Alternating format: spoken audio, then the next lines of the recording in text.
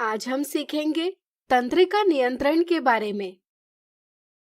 पिछले वीडियो में हमने पादपों में नियंत्रण और समन्वय यानी कंट्रोल एंड कोऑर्डिनेशन की चर्चा की। चलिए आज जंतुओं में नियंत्रण और समन्वय की चर्चा करें। जंतुओं में नियंत्रण और समन्वय तंत्रिका तंत्र यानी नर्वस सिस्टम और पेशी ऊतक यानी मस्कुलर टिश्यू द्वारा होता है। न्यूरॉन, तंत्रिका ऊतक तंत्रिका कोशिका यानी कि न्यूरॉन के एक संगठित जाल से बना हुआ होता है। न्यूरॉन तंत्रिका तंत्र की संरचनात्मक और क्रियात्मक इकाई है। न्यूरॉन कोशिका काय यानी सेल बॉडी, द्रुमिका यानी डेंड्राइट और तंत्रिकाक्ष यानी एक्सॉन से बना हुआ है। कोशिका काय तारे के आकार जैसा होता है, जिसमें से छोटे तंतु यानी फाइबर्स जैसे द्रुमिका और एक तंत्रिकाक्ष निकलते हैं। न्यूरॉन विभिन्न उद्दीपनों को विद्युत आवेग यानी इलेक्ट्रिकल इम्पल्स के रूप में शरीर के एक भाग से दूसरे भाग तक संचारित करता है। चलिए इसे विस्तार से समझें। हमारे शरीर के ज्ञानेंद्रियों में ग्राही यानी रिसेप्टर्स उपस्थित होती है और ग्राही में न्यूरॉन के द्रुमिका उपस्थित होते हैं, जहां द्रुमाकृतिक सिरा यानी डेंड्राइटिक टिप पर्यावरण से सूचना की पहचान करता है। उदाहरण के लिए नासाद्वार में उपस्थित घ्राणग्राही यानी ऑल्फैक्टरी रिसेप्टर्स गंध का, जिह्वा में उपस्थित संवेदी ग्राही यानी गस्टेटरी रिसेप्टर्स स्वाद का, आंखों में उपस्थित प्रकाशग्राही यानी फोटो रिसेप्टर्स प्रकाश का, कर्ण में उपस्थित श्रवणग्राही यानी फोनो रिसेप्टर्स ध्वनि का और त्वचा में उपस्थित तापमानग्राही यानी थर्मो रिसेप्टर्स तापमान का पता लगाती है। द्रुमाकृतिक सिरे में रासायनिक क्रिया द्वारा प्राप्त सूचना से विद्युत आवेग का निर्माण होता है। द्रुमिका से विद्युत आवेग कोशिका काय में संचारित होता है, जहां से विद्युत आवेग तंत्रिकाक्ष से होता हुआ तंत्रिकाक्ष के अंतिम सिरे तक पहुंचता है। यहाँ विद्युत आवेग द्वारा कुछ रसायनों का विमोचन होता है, जिन्हें न्यूरोट्रांसमीटर कहते हैं। न्यूरोट्रांसमीटर दो न्यूरॉन के बीच में रिक्त स्थान यानी सिनेप्स को पार करके दूसरे न्यूरॉन के द्रुमिका तक विद्युत आवेग को पहुंचाता है। विद्युत आवेग यानी इलेक्ट्रिकल इम्पल्स तंत्रिका यानी नर्व में इस तरह से यात्रा करता है। तंत्रिका के अंतिम न्यूरॉन से विद्युत आवेग एक सिनेप्स द्वारा पेशी कोशिकाओं यानी मसल सेल्स या ग्रंथि यानी ग्लैंड तक पहुंचता है। ऐसा सिनेप्स जो न्यूरॉन से विद्युत आवेग को पेशी कोशिकाओं तक पहुंचाता है, तंत्रिका पेशीय संधि यानी न्यूरोमस्कुलर जंक्शन कहलाता है। पेशी कोशिकाएं और ग्रंथियां विद्युत आवेग को क्रिया में परिवर्तित करती है, इसलिए इन्हें कार्यकर यानी इफेक्टर कहा जाता है। हमारे शरीर में 3 प्रकार के न्यूरॉन हैं। संवेदी न्यूरॉन ज्ञानेंद्रियों में उपस्थित ग्राही से पर्यावरण की सूचनाएं प्राप्त करते हैं। प्रेरक न्यूरॉन तंत्रिक आवेग को पेशी कोशिकाओं या ग्रंथि तक पहुंचाते हैं और प्रतिसारण न्यूरॉन संवेदी न्यूरॉन से प्राप्त तांत्रिक आवेग को प्रेरक न्यूरॉन तक पहुंचाता है। चलिए अब देखते हैं कि ये सभी न्यूरॉन कैसे कार्य करते हैं। प्रतिवर्ती क्रिया यानी रिफ्लेक्स एक्शन। आपने अवश्य अनुभव किया होगा कि यदि किसी गर्म वस्तु से अनजाने में हमारा स्पर्श होता है, तो स्पर्श वाला अंग तुरंत पीछे ले लिया जाता है। इस प्रकार किसी उद्दीपन के लिए बिना सोचे तुरंत अनुक्रिया देना प्रतिवर्ती क्रिया कहलाती है। ऐसी क्रियाएं हम अपने आप को बचाने के लिए करते हैं। यहाँ इस प्रतिवर्ती क्रिया के दौरान हमारी त्वचा में उपस्थित ग्राही से सूचना संवेदी न्यूरॉन में पहुंचती है। संवेदी न्यूरॉन में सूचना विद्युत आवेग में परिवर्तित होती है। यह सूचना प्रतिसारण न्यूरॉन से प्रेरक न्यूरॉन तक पहुंचाई जाती है। संवेदी न्यूरॉन और प्रेरक न्यूरॉन के बीच के संबंधन को प्रतिवर्ती चाप यानी रिफ्लेक्स आर्क कहा जाता है। यह प्रतिवर्ती चाप मेरुरज्जु यानी स्पाइनल कॉर्ड में बनते हैं। मस्तिष्क में जाने वाली सभी तंत्रिकाएं मेरुरज्जु में एक बंडल बनाती है। प्रेरक न्यूरॉन प्राप्त आवेग को कार्य कर भुजा की पेशी कोशिकाओं तक पहुंचाता है, जिससे स्पर्श होने वाला अंग गर्म वस्तु से हटा लिया जाता है। यह अनुक्रिया हम बिना सोचे करते हैं। यदि यह क्रिया हम सोचकर करते तो सूचना मस्तिष्क तक जाती और प्रतिक्रिया देने में विलंब होता, लेकिन इतने समय में स्पर्श होने वाले अंग को हानि हो सकती है। मेरुरज्जु द्वारा प्रतिवर्ती क्रियाओं का नियंत्रण करके ऐसी स्थिति में तुरंत अनुक्रिया दी जाती है, यद्यपि आगत सूचनाएं मस्तिष्क तक भी जाती है।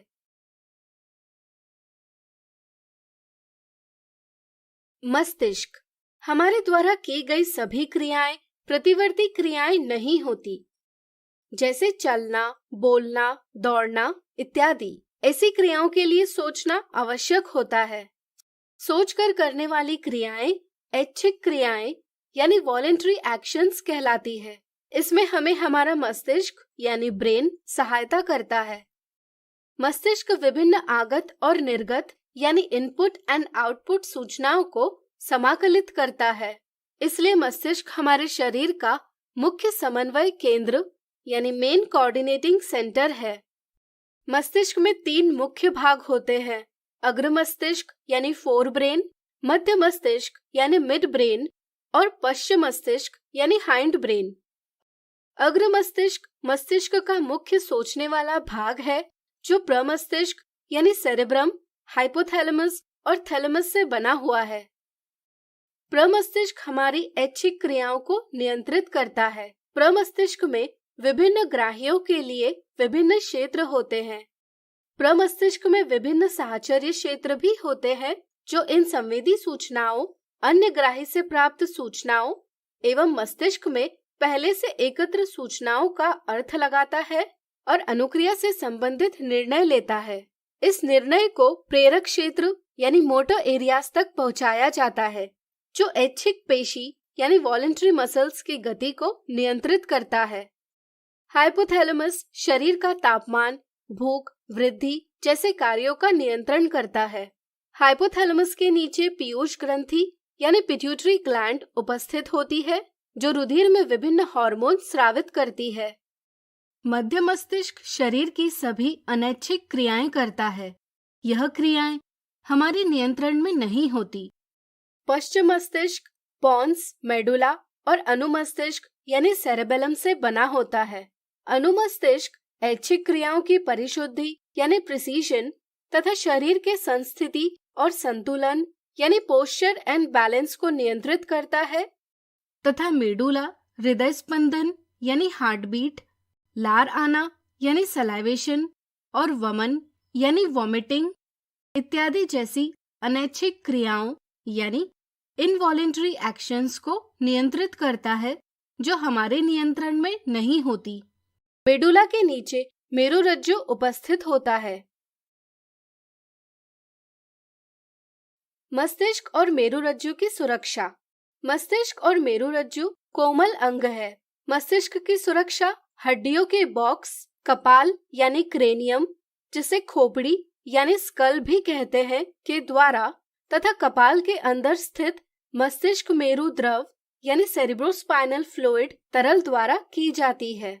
यह द्रव प्रघात अवशोषित यानी शॉक एब्जॉर्ब करता है और मस्तिष्क की रक्षा करता है। इसी तरह मेरुरज्जु की सुरक्षा कशेरुक दंड यानी वर्टिब्रल कॉलम या रीढ़ की हड्डी यानी बैकबोन द्वारा की जाती है। केंद्रीय तंत्रिका तंत्र और परिधीय तंत्रिका तंत्र। मस्तिष्क और मेरुरज्जु केंद्रीय तंत्रिका तंत्र यानी सेंट्रल नर्वस सिस्टम बनाते हैं। केंद्रीय तंत्रिका तंत्र शरीर से विभिन्न सूचनाएं प्राप्त करता है और इनका समाकलन करता है। प्राप्त सूचना के लिए प्रतिक्रिया देने के लिए पेशियों तक संदेश पहुंचना चाहिए। इसके लिए मस्तिष्क और मेरुरज्जु से विविध तंत्रिकाएं निकलती है। मस्तिष्क से निकलने वाली तंत्रिकाएं कपाल तंत्रिकाएं यानी क्रेनियल नर्व्स कहलाती है तथा मेरुरज्जु से निकलने वाली तंत्रिकाएं मेरु तंत्रिकाएं यानी स्पाइनल नर्व्स कहलाती है। कपाल और मेरु तंत्रिकाओं से परिधीय तंत्रिका तंत्र यानी पेरिफेरल नर्वस सिस्टम बनता है। परिधीय तंत्रिका तंत्र केंद्रीय तंत्रिका तंत्र और शरीर के अन्य भागों के बीच में सूचना का संचार करता है, जिससे पेशी में गति होती है। पेशी में गति। हम जानते हैं कि पेशी कोशिकाओं में विशेष प्रकार के प्रोटीन होते हैं। जब तंत्रिका आवेग परिधीय तंत्रिका तंत्र द्वारा पेशी कोशिका तक पहुंचता है, तब विद्युत आवेग के कारण प्रोटीन की आकृति और व्यवस्था दोनों में परिवर्तन आता है, जिससे पेशी की आकृति में परिवर्तन आता है और पेशी गति करती है तथा अनुक्रिया संपन्न होती है। इस प्रकार केंद्रीय तंत्रिका तंत्र और परिधीय तंत्रिका तंत्र शरीर के विभिन्न क्रियाओं का नियंत्रण और समन्वय करते हैं। तो आज हमने सीखा तंत्रिका। आज हम सीखेंगे पादपों में नियंत्रण और समन्वय के बारे में। प्रत्येक जीव उसके आसपास होने वाले परिवर्तनों की पहचान करता है और इन परिवर्तनों के आधार पर प्रतिक्रिया देता है। किसी जीव द्वारा उसके पर्यावरण में आने वाले परिवर्तनों की पहचान करना ताकि वह उस पर प्रतिक्रिया दे सके उद्दीपन यानी स्टिमुलस कहलाता है। उद्दीपन के अनुसार दी गई प्रतिक्रिया अनुक्रिया यानी रिस्पॉन्स कहलाती है। किसी उद्दीपन पर अनुक्रिया देने के लिए जीव द्वारा विभिन्न गतियां यानी मूवमेंट की जाती है।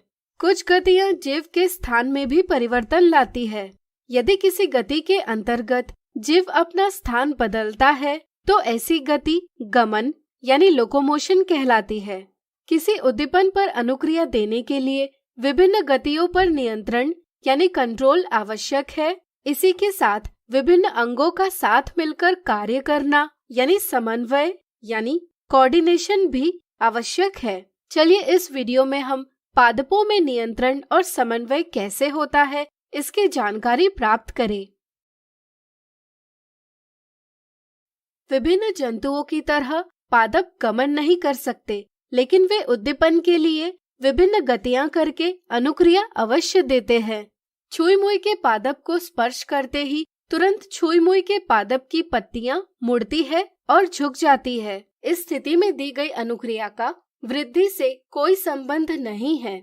यदि अनुक्रिया देने के लिए की गई गति का वृद्धि से कोई संबंध नहीं होगा तो ऐसी गति वृद्धि से मुक्त गति यानी ग्रोथ इंडिपेंडेंट मूवमेंट कहलाती है। चलिए छुई मुई के पादप में वृद्धि से मुक्त गति को समझें। छुई मुई के पत्तों की कोशिकाओं में जल भरा हुआ होता है, जिसका दाब कोशिकाओं के आकार को बनाए रखता है। इससे पत्ते खुले रहते हैं। स्पर्श की पहचान करने पर पादप में कुछ रसायन जैसे पोटेशियम और क्लोराइड आयन का मोचन किया जाता है, जिसके कारण कोशिका के बाहर आयन सांद्रण यानी आयन कॉन्सेंट्रेशन बढ़ जाता है। कोशिका के अंदर और बाहर के आयन सांद्रण में अंतर कम करने के लिए परासरण यानी ऑस्मोसिस द्वारा जल कोशिका से बाहर लाया जाता है। इसके कारण कोशिकाएं सिकुड़ जाती है और पत्तियां अंदर की ओर मुड़ती है। छुई मुई के पादप में भले ही स्पर्श किसी एक भाग पर किया गया हो, लेकिन अनुक्रिया देने के लिए गति अन्य भागों द्वारा भी की जाती है। इसके लिए स्पर्श होने की सूचना वैद्युत रसायन साधन यानी इलेक्ट्रोकेमिकल मीन्स द्वारा विभिन्न भागों तक पहुंचाई जाती है। परिणाम स्वरूप पत्ते तेजी से अंदर की ओर मुड़ जाते हैं। स्पर्श से छुई मुई के पत्तों में होने वाली गति कंपानुकुंचन गति यानी सिस्मोनास्टिक मूवमेंट है। यह एक वृद्धि से मुक्त गति है। इस तरह की कुछ गतियां हैं कमल के पुष्प का सुबह के समय खिल जाना, वीनस फ्लाईट्रैप पादप द्वारा कीट का स्पर्श होते ही उसे जकड़ लेना इत्यादि भी वृद्धि से मुक्त गतियां हैं। वृद्धि पर आश्रित गति यानी मूवमेंट डिपेंडेंट ऑन ग्रोथ।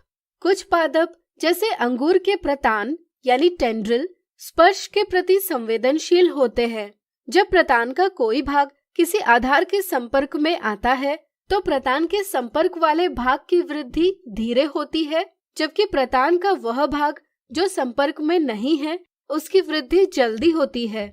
इसके कारण प्रतान आधार को चारों तरफ से जकड़ लेता है और आधार के ऊपर चढ़ता है। यहाँ अनुक्रिया देने के लिए की गई गति का वृद्धि से सीधा संबंध है। ऐसी गति वृद्धि पर आश्रित गति यानी ग्रोथ डिपेंडेंट मूवमेंट कहलाती है। यहाँ पादप उद्दीपन के प्रति एक निश्चित दिशा में ही वृद्धि करता है। किसी उद्दीपन को अनुक्रिया देने के लिए पादप द्वारा एक निश्चित दिशा में की जाने वाली वृद्धि को अनुवर्तन यानी ट्रॉपिज्म कहा जाता है। विभिन्न पर्यावरणीय प्रेरक जैसे प्रकाश, गुरुत्व, जल इत्यादि पादप के लिए उद्दीपन है। चलिए इन्हें समझें। पादपों के लिए प्रकाश एक उद्दीपन है।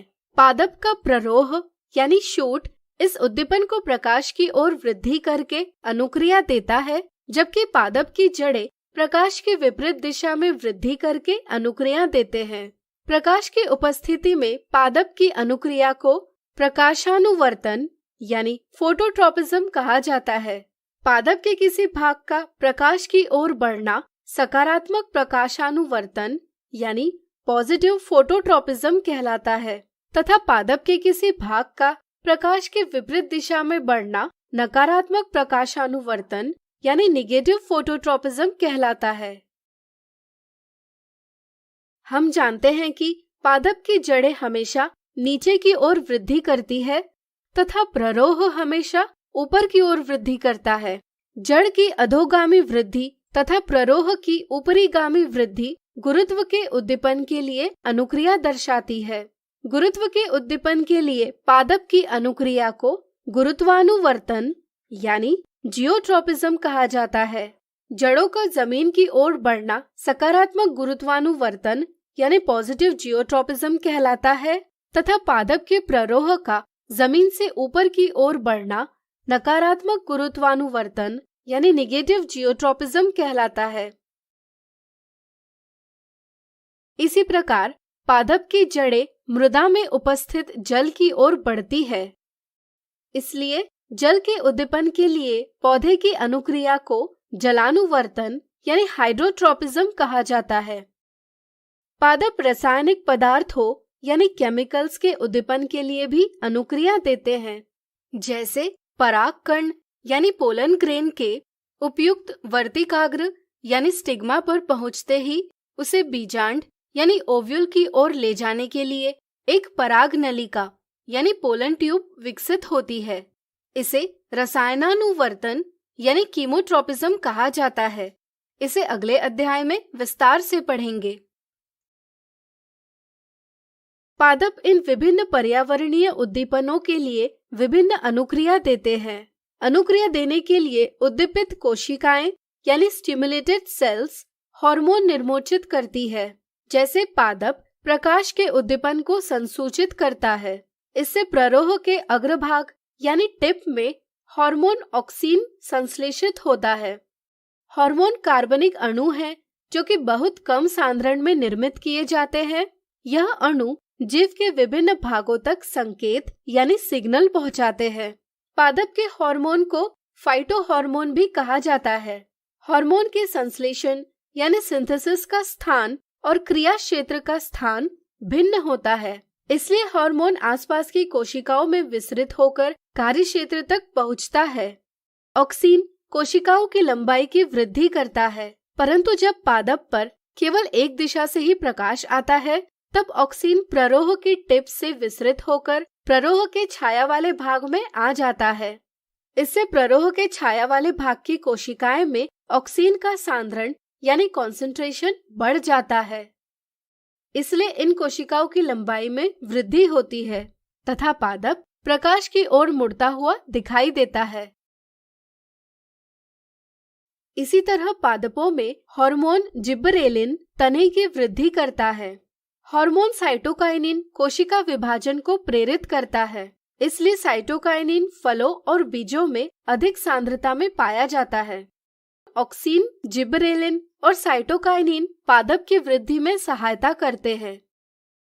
किंतु हार्मोन एब्सिसिक अम्ल पादप की वृद्धि को संदमन यानी इनहिबिट करता है। एब्सिसिक अम्ल पत्तियों के हरे रंग को पीले रंग में परिवर्तित कर पत्तियों को मुरझाता है। तथा हार्मोन एथिलीन, जो कि एक गैसीय हार्मोन है, फलों को पकाने का कार्य करता है। इस प्रकार पादप के विविध हार्मोन पादप की वृद्धि, विकास तथा पर्यावरण के प्रति अनुक्रियाओं का नियंत्रण और समन्वय करते हैं। आज हमने सीखा पादपों में नियंत्रण और समन्वय के बारे में। आज हम सीखेंगे अंतःस्रावी नियंत्रण के बारे में। पिछले वीडियो में हमने सीखा कि तंत्रिका नियंत्रण हमारे शरीर की विभिन्न क्रियाओं का समन्वय यानी कोऑर्डिनेशन करता है।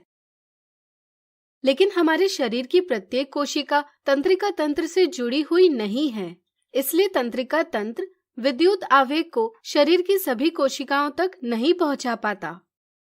तथा जब एक कोशिका में विद्युत आवेग का निर्माण और संचार होता है, तो कोशिका को दूसरे आवेग का निर्माण और संचार करने से पहले अपनी क्रियाविधि को फिर से शुरू करने में कुछ समय लगता है। यानी कि कोशिकाएं विद्युत आवेग का निर्माण और संचार सतत रूप में नहीं कर पाती। इसी तरह तंत्रिकीय समन्वय तीव्र तो होता है, लेकिन थोड़े समय के लिए ही होता है। शरीर की सभी कोशिकाओं तक संकेत पहुंचाना और शरीर में ज्यादा समय तक समन्वय बनाए रखना, यह कार्य हार्मोन द्वारा संपन्न किया जाता है। हार्मोन अपोषक रसायन हैं जो शरीर में बहुत कम सांद्रण में निर्मित किए जाते हैं, जो शरीर की विभिन्न कोशिकाओं तक संकेत यानी सिग्नल पहुंचाते हैं। इसलिए हार्मोन रासायनिक संदेशवाहक यानी केमिकल मैसेंजर कहलाते हैं। जंतुओं में हार्मोन का संश्लेषण और स्रावण यानी सिक्रीशन अंतःस्रावी ग्रंथियों यानी एंडोक्राइन ग्लैंड्स द्वारा होता है। ऐसा तंत्र जो हार्मोन के स्राव द्वारा शरीर के सभी अंगों, ऊतकों और कोशिकाओं के विभिन्न कार्यों को नियंत्रित करता है, अंतःस्रावी तंत्र यानी एंडोक्राइन सिस्टम कहलाता है। हमारे शरीर की सभी अंतःस्रावी ग्रंथियां अंतःस्रावी तंत्र का भाग है। अंतःस्रावी ग्रंथियों को नलिकाएं यानी डक्ट्स नहीं होती, इसलिए अंतःस्रावी ग्रंथियां नलिका विहीन ग्रंथियां यानी डक्टलेस ग्लैंड्स कहलाती है। उनके द्वारा निर्मित हार्मोन का स्रावण सीधा रुधिर में होता है। रुधिर के साथ हार्मोन शरीर की सभी कोशिकाओं तक पहुंचता है, इसलिए शरीर में हार्मोन के संश्लेषण का स्थान और क्रिया क्षेत्र का स्थान भिन्न होता है। मनुष्य के शरीर में मुख्य अंतःस्रावी ग्रंथियां इस प्रकार है। चलिए इन्हें समझें। हमारे मस्तिष्क के अग्र मस्तिष्क भाग में हाइपोथैलेमस के नीचे पीयूष ग्रंथि यानी पिट्यूटरी ग्लैंड उपस्थित होती है। पीयूष ग्रंथि हमारे शरीर में विविध हार्मोन का स्रावण करती है, जैसे वृद्धि हार्मोन जो शरीर की वृद्धि और विकास को नियंत्रित करता है। यदि बाल्यकाल में वृद्धि हार्मोन का स्रावण ज्यादा होता है, तो शरीर की असामान्य वृद्धि होती है, जो कि अतिकायकता यानी जाइगैंटिज्म कहलाता है। यदि बाल्यकाल में वृद्धि हार्मोन का स्रावण कम होता है, तो वृद्धि अवरुद्ध होती है और शरीर की लंबाई नहीं बढ़ती है, जो कि बौनापन यानी ड्वार्फिज्म कहलाता है। हाइपोथैलेमस, जब शरीर में वृद्धि हार्मोन का स्तर कम हो जाता है, तब हाइपोथैलेमस वृद्धि हार्मोन मोचक कारक का स्रावण करता है, जो पीयूष ग्रंथि को वृद्धि हार्मोन का स्रावण करने के लिए प्रेरित करता है। इस प्रकार हाइपोथैलेमस द्वारा निर्मित हार्मोन पीयूष ग्रंथि में से स्रावित होने वाले हार्मोन के संश्लेषण और स्राव का नियंत्रण करते हैं। अग्र मस्तिष्क के ऊपरी भाग में पिनियल ग्रंथि उपस्थित होती है, जो मेलेटोनिन हार्मोन स्रावित करती है। मेलेटोनिन शरीर के दैनिक लय यानी रिदम का नियमन करता है, यानी कि सोने जागने के चक्र और तापमान का नियंत्रण करता है। हमारे गले में अवटु ग्रंथि यानी थायराइड ग्लैंड उपस्थित होती है। अवटु ग्रंथि 2 पालियों से बनी हुई है और एक एक पाली श्वास नली के दोनों ओर उपस्थित है, इसलिए अवटु ग्रंथि का आकार तितली के आकार जैसा लगता है। अवटु ग्रंथि थायरॉक्सिन हार्मोन का संश्लेषण और स्रावण करती है। हमारे शरीर में थायरॉक्सिन कार्बोहाइड्रेट प्रोटीन और वसा यानी फैट के उपापचय यानी मेटाबॉलिज्म का नियंत्रण करता है। अतः मुख्य रूप से थायरॉक्सिन शरीर का आधारीय उपापचयी दर यानी बेसल मेटाबॉलिक रेट के नियमन में सहायता करता है तथा शरीर की वृद्धि के लिए उपयुक्त संतुलन प्रदान करता है। अवटु ग्रंथि आयोडीन की सहायता से थायरॉक्सिन हार्मोन का संश्लेषण करती है, इसलिए आयोडीन थायरॉक्सिन के सामान्य दर में संश्लेषण के लिए आवश्यक है। इसलिए हमें आयोडीन युक्त नमक लेना चाहिए। आयोडीन की कमी से थायरॉक्सिन का संश्लेषण कम होता है, जिसे अथायरॉयडता यानी हाइपोथायरॉयडिज्म कहा जाता है। इस बीमारी को गॉइटर कहा जाता है, जिसमें अवटु ग्रंथि की वृद्धि होती है और गर्दन में सूजन आती है। यदि शरीर में थायरॉक्सिन का संश्लेषण और स्रावण ज्यादा हो तो थायरॉक्सिन का स्तर बढ़ जाता है, जो थायराइड अतिक्रियता यानी हाइपरथायरॉयडिज्म कहलाता है। अवटु ग्रंथि के पीछे की सतह पर 4 परावटु ग्रंथियां यानी पैराथायरॉयड ग्लैंड उपस्थित होती है, जो पैराथायरॉयड हार्मोन का स्रावण करती है। पैराथायरॉयड हार्मोन रुधिर में कैल्शियम के स्तर को बढ़ाता है। दोनों फुफ्फुस के बीच में थाइमस ग्रंथि उपस्थित होती है, जो थाइमोसिन हार्मोन का स्रावण करती है। थाइमोसिन हार्मोन प्रतिरक्षा तंत्र यानी इम्यून सिस्टम के विकास में सहायता करता है। प्रत्येक वृक्क यानी किडनी के ऊपर एक अधिवृक्क ग्रंथि उपस्थित होती है, जो रुधिर में एड्रेनलिन हार्मोन का स्रावण करती है। रुधिर से एड्रेनलिन हृदय और शरीर के विभिन्न अंगों तक पहुंचता है।